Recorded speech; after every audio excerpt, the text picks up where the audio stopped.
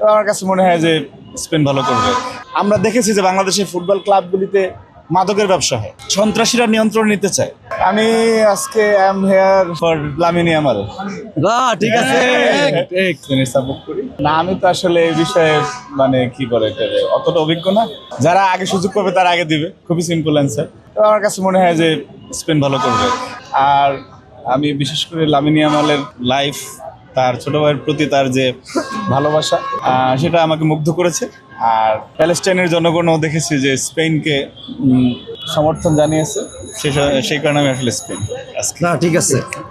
না নেভার, আমার এই ধরনের কোনো চিন্তা ভাবনা কখনোই ছিল না। আর খেলা নিয়ে আমি একটা পরিমিতি বোধ মেনটেন করি, সেটা হচ্ছে যে দেখেন বাংলাদেশে এত বেশি ফুটবল সমর্থক আছে, এত বেশি উন্মাদনা হয়, এত বেশি আপনি পৃথিবীর ইতিহাসে এবং সারা পৃথিবীতে এই ধরনের ঘটনা কোথাও ঘটে নাই যে ইতিমধ্যে 12 জন লোক মারা গেছে বাংলাদেশ। খুবই দুঃখজনক এবং অনাকাঙ্ক্ষিত। তো যেই দেশে ফুটবলকে দেখা কেন্দ্র করে, ফুটবল খেলাকে উপভোগ করাকে কেন্দ্র করে 12 জন মানুষ মারা যেতে পারে এবং এরকমের লাখ লাখ ক্লেমন নিয়ে এলো বিরাট কারবার। ইউনিক কোডটি সাবমিট করলে জিততে পারো লক্ষ লক্ষ গিফট। বিস্তারিত ফেসবুক পেজে। আর্জেন্টাইন ব্রাজিলের পতাকা বা জার্সি পরে ঘুরে সেই দেশে কেন ভালো মানের একটা ফুটবল একাদশ নাই যে যারা বিশ্বকাপ কোয়ালিফাইড হতে পারে?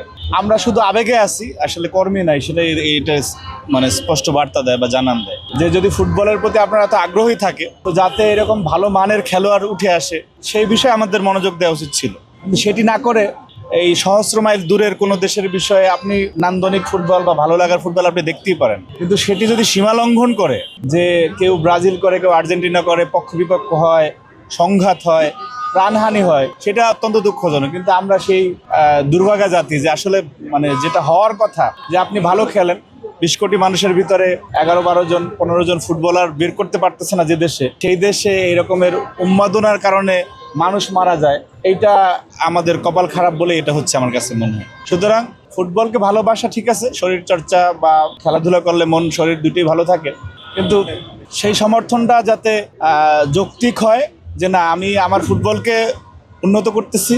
এই যে যারা আর্জেন্টিনার জন্য লাফালাফি করতেছেন, ভালো, খুব ভালো কথা। আর্জেন্টিনার রাষ্ট্রদূত আসলো কয়েকবার দেখলাম, বা they are very concerned about this. কিন্তু যদি বাংলাদেশি ফুটবলের উন্নয়নে ওনারা কোনো ভূমিকা রাখেন, আমার কাছে সেটা মনে হবে যে না, ওনারা একটা প্রতিদান দিয়েছেন, ভালো প্রতিদান। এরকমই ব্রাজিলেরও বাংলাদেশের ফুটবলের উন্নয়নে যদি কিছু হয়, কিন্তু দেখা গেছে যে আজকে খেলা শেষ, এরপরে বাংলাদেশের ফুটবল ক্লাবগুলি ক্লাবের জায়গায় পড়ে থাকলো। আমরা দেখেছি যে বাংলাদেশের ফুটবল ক্লাবগুলিতে মাদকের ব্যবসা হয়, খুবই দুঃখজনক। ফুটবল ক্লাবগুলি আপনার সন্ত্রাসীরা নিয়ন্ত্রণ নিতে চায়, ঠিক আছে। এই কিছু আফ্রিকান ফুটবলার কিনে আনে, তারপরে তারা মানে এইখানে কিছু মানে যে দেশের যে টুর্নামেন্টগুলি হয় সেখানে অবদান রাখে, তারপরে চলে যায়, যেই সে অবস্থা। সুতরাং আপনি দেশের ফুটবলের উন্নতির জন্য যদি ভূমিকা রাখতে পারেন, যাদের জন্য এত অকুণ্ঠ সমর্থন বাংলাদেশ থেকে দেয়া হলো, এবং এটা সারা পৃথিবীতে তারা ব্র্যান্ডিং করে, এই ফ্যান ব্র্যান্ডিং এর একটা বিষয় আছে। তো যে বাংলাদেশে যে উন্মাদনাটা হয়, এটা দেখে এই সাবকন্টিনেন্টে বা পৃথিবীর অন্যান্য জায়গায় এগুলি তো সামাজিক যোগাযোগ মাধ্যমে বা সংবাদ মাধ্যমে ছড়িয়ে যায়। আমার মনে হয় আর্জেন্টাইন ফুটবলের বা ব্রাজিলিয়ান ফুটবলের তো লাভ হচ্ছে, তারা একটু সদয় দৃষ্টি বাংলাদেশি ফুটবলের দিকে দিলে তখন এই যে আমাদের মাতামাতি হচ্ছে, দেশের উপকার হলো, ফুটবলের উপকার হলো, ফুটবলটা একটু ডেভেলপ হবে আর কি। সুতরাং এই অর্থহীন লাফালাফির কাছে আমি মানে ওই ধরনের সমর্থক আমি।